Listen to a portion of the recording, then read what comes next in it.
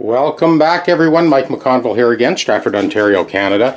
I started into making this bridge and I thought, you know something? I should film this. You guys would probably be interested in this. So I started with the full rosewood bridge blank, cut the end off, traced it out, drilled the pilot holes. This is a dreadnought guitar that I'm building, and I sort of took that first slice off. So my next step was to go over to the sander and cut that curvature and then clean up the back edge of the bridge. So the next step is to cut that spherical radius onto the surface of the foot of the bridge. I have an air switch here, a foot switch that kind of turns this thing on and off.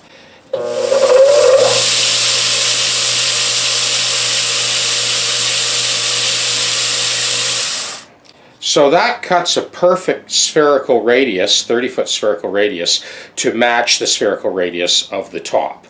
I only through drill the 6th and the 1st string, so I don't through drill those middle 4 strings until this whole thing is glued on. It just makes better overall contact from the foot of the bridge to the soundboard.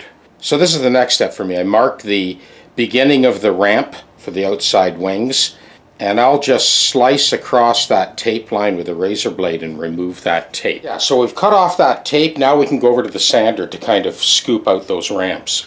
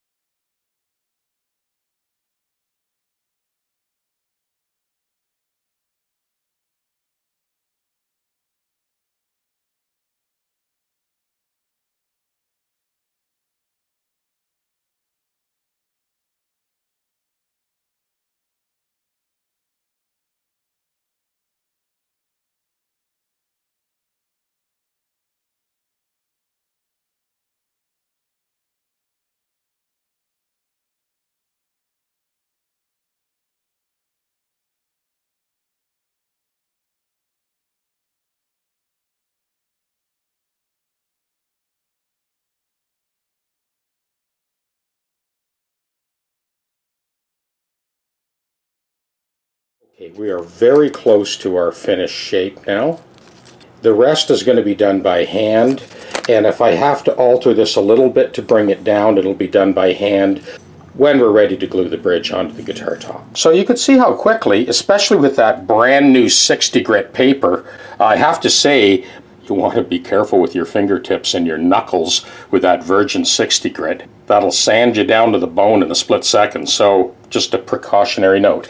There's our finished blank, and you look at this end and this end, and I'm happy with that. Everything else is going to be hand sanding at this point. Darcy has that dreadnought body just sort of doing final rub out, so the next step will be to glue this bridge into place.